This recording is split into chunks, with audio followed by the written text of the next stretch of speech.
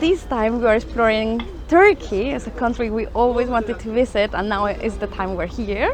We are right now in Istanbul at the Egyptian Bazaar, and we have plenty of time in Istanbul for visiting everything around. So we're going to start with the tour bus to see some of the important landscapes over the pass, a little bit of a higher point, and then hear about the history of Istanbul.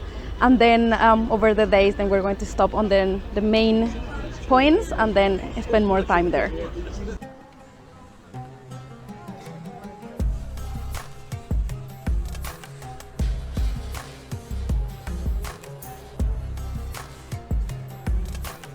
The Egyptian Bazaar is a place full of bustling, full of different types of stuff that you can buy, toys, spices, sweets, everything that you want, and it's full of people, but it's an amazing experience, I think.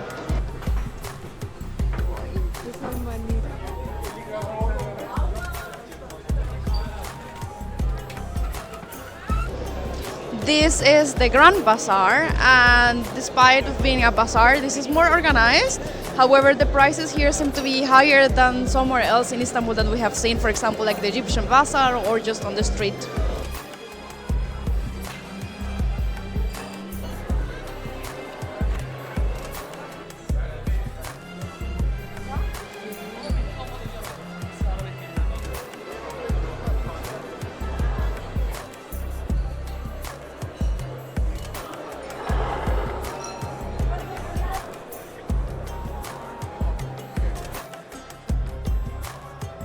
These blue circles are called the Turkish eye and are a symbol with the ability to protect the person that wears it or the place where it is from envy and bad luck. In addition, it is thought to attract good fortune and prosperity.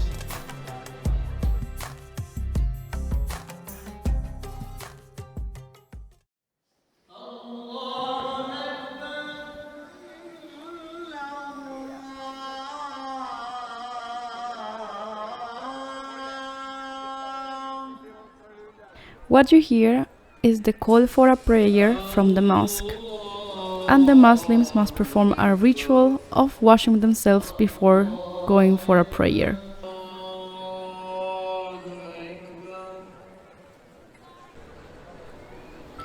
After having a walk in the city center of Istanbul, we went for the hop-on hop-off bus ride around Istanbul.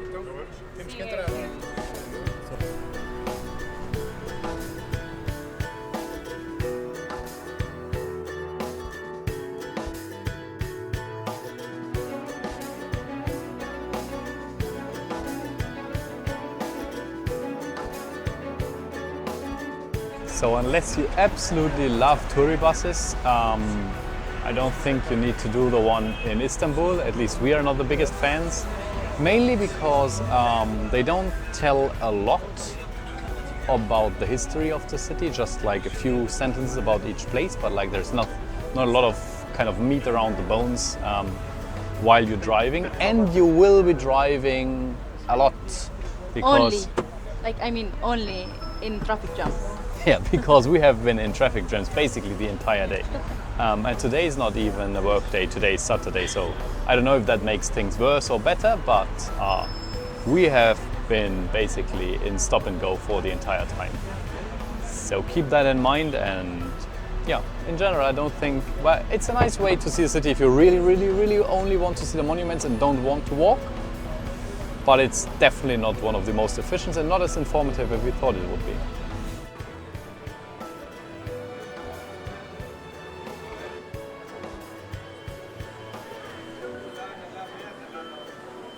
This is the Galata Tower neighborhood, and it's very much alive, full of tourists, restaurants, nice places to have a drink, a coffee, a cocktail.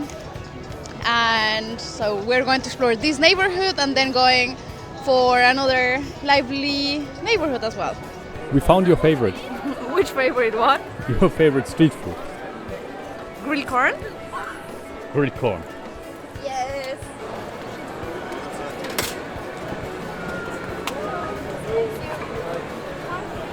And is it good? Sweet.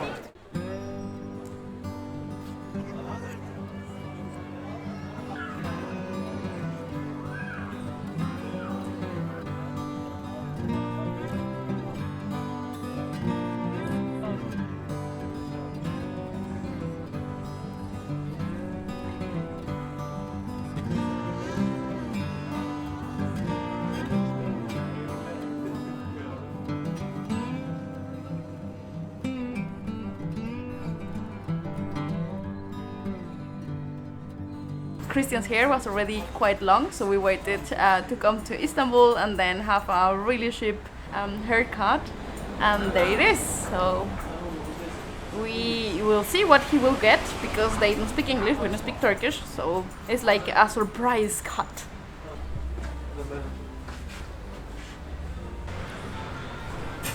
Are you happy about it? Not yet. We will see. First time. توكة غيره نقدر يقود قدر يقود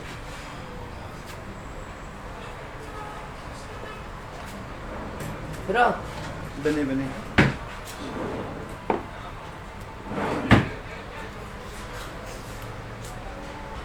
Wasn't that bad actually. I still don't want to have it in the nose.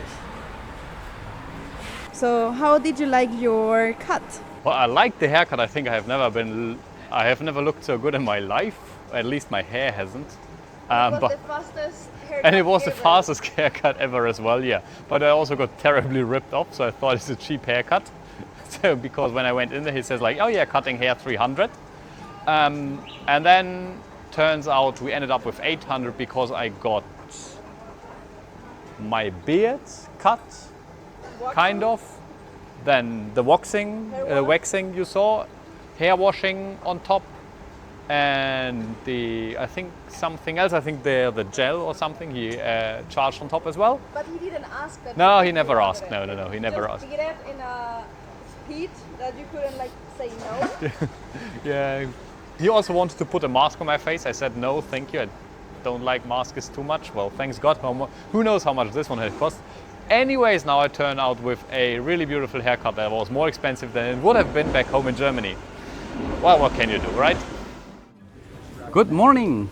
After yesterday, we have been seeing more like the eastern part of central Istanbul. Today we are exploring the western part, which is where all the famous mosques are. At least two of the most famous are here. And we are making the line for the so-called Blue Mosque, which is Blue from the inside, and also some parts of the domes are blue, but as the other mosques as well. But the most famous part is the inside. And as a woman, I have to cover everything below up the knees and the shoulders and the hips. So I will wear a scarf when entering. But first, we have this line ahead of us.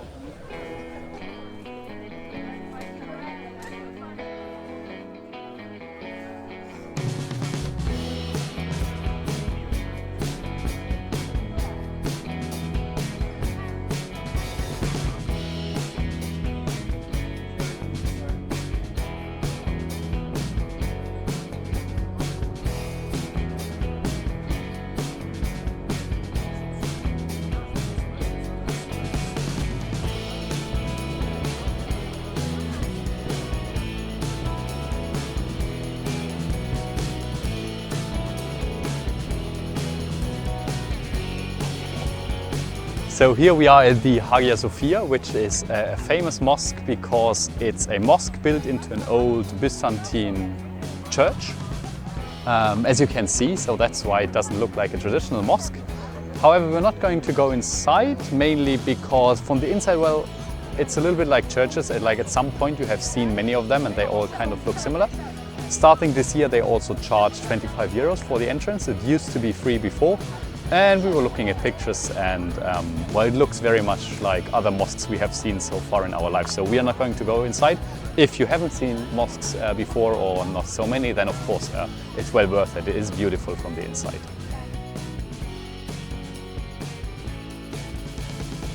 If we talk a little bit of the history of Istanbul, the city used to be called Constantinople and has been very important since its establishment, because it is the only passage from the Black Sea to the Mediterranean Sea, and has a strategic location for connecting the Asian and European continent.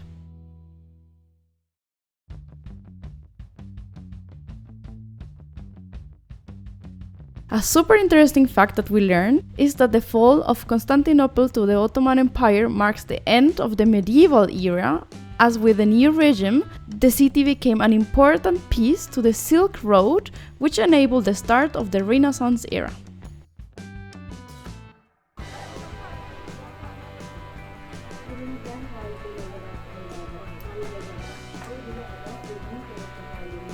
we embarked on a 1.5-hour tour on the Bosphorus, and we're going to hear some story about the sites and see the Asian side and the European side along the way.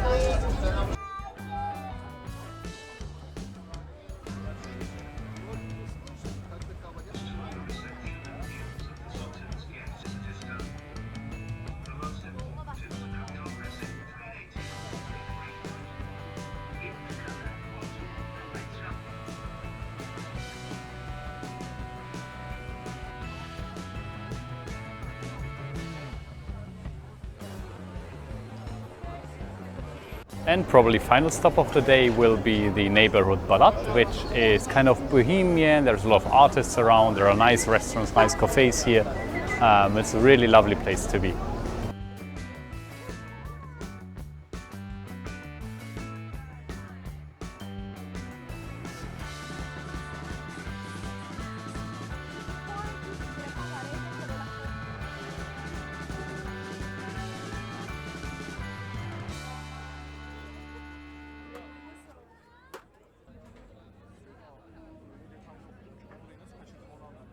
So we're having something other than doner kebab this time, which is rice, and then we have spiced liver, chicken boiled in some stew, and these are wine leaves filled with something with rice. Okay. Can you have a little bit of a taste of the liver? The liver? Because because I don't like it. Like normally. It's good? Yeah. It's good. We left for the last day what is, in our opinion, the greatest highlight of Istanbul. And for that we wanted to be the first in line very early in the morning.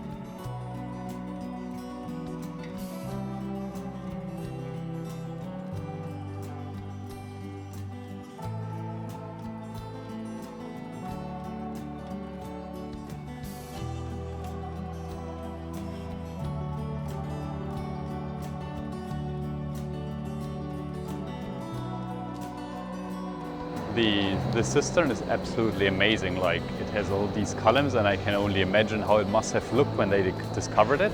Well, rediscovered it. So it's well over 1,000 years old and has been used, forgotten over the centuries. For Europeans, it was kind of rediscovered in the 15th century, and the discoverer went down here by one of the houses above who has access, and then they were rowing in a boat here, and apparently there were fish in here as well. They were fishing. The inhabitants. So yeah, now it's of course all beautifully illuminated. But I guess if you were back then with a torch in your hand, rowing in a boat through here, that must have been absolutely stunning. And it's really stunning nowadays as well.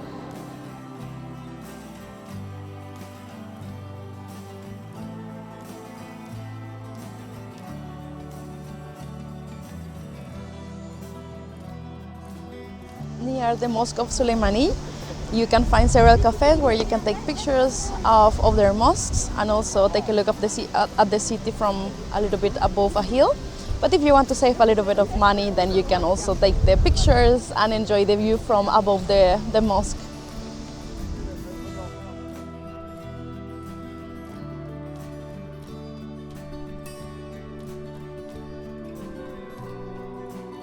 Thanks for watching! If you liked the video, give it a thumbs up and hit the subscribe button below. And leave us a comment. We would like to hear your opinions and thoughts.